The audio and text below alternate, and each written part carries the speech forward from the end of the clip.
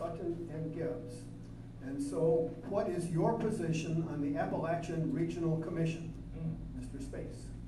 I think that the ARC has been a lifeblood for this entire region. Many of the highways that you see in this region wouldn't be here had it not been for the ARC. The ARC does things like providing potable water to communities that don't have it.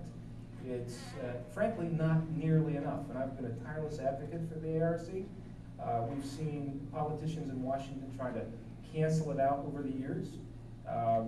That would be a disaster for this region.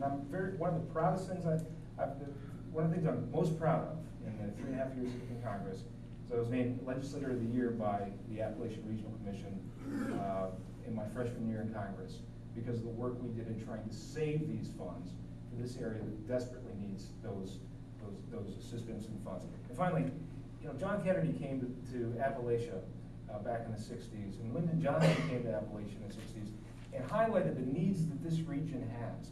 And in many ways, those needs are still there. And if we don't close these gaps now, given for example, the integration of technology into education and healthcare, we're going to fall farther and farther behind. And the ARC is designed to prohibit that from happening. Thank you. Mr. Sutton, you're next, please. It is another agency which there is no constitutional authority to even exist.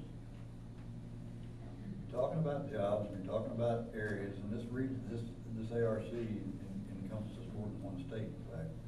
So what's wrong with the states handling these problems at the state level and at the local level? What's wrong with the states? You made a comment, sir. Well, that's what it does. I mean, they send the money back to the states to spend on It's federal money. I really didn't want to get into the debate, but since you interrupted me. This is a debate. No, I was told it wasn't. Told it was a forum. But nonetheless, and you and I are still friends. You're my buddy. Now that I've squandered my time.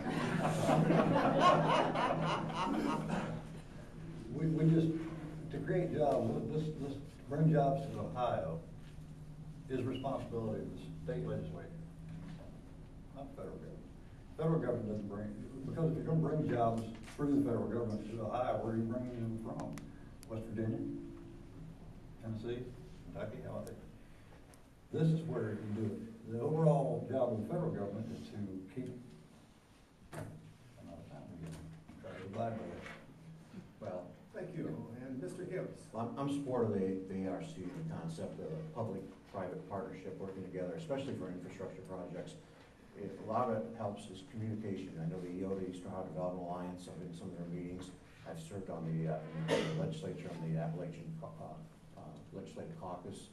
And so, I think I've seen projects that in my area, my state rep area, my state senate district, that's part of Appalachia, or Holmes County where I live, where it's been a partnership for these public infrastructure projects, and it makes a lot of sense.